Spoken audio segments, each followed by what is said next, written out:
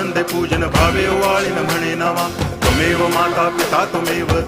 बंधुश्च सखा त्वमेव विद्या तरुणं त्वमेव सर्वं मम देव कायेन वाचा मनसेन्द्रियैर्वा बुद्ध्यात्मना वा प्रकृति स्वभावात् करोमि यद्यत् सकलं परस्मै नारायणायति समर्पयामि अच्युतं केशवं रामनारायणं कृष्णदामोदरं वासुदेवं हरि गिरिधरं माधवं गोपिकावल्लभं जानकीनायकं रामचन्द्रं भजे हरे राम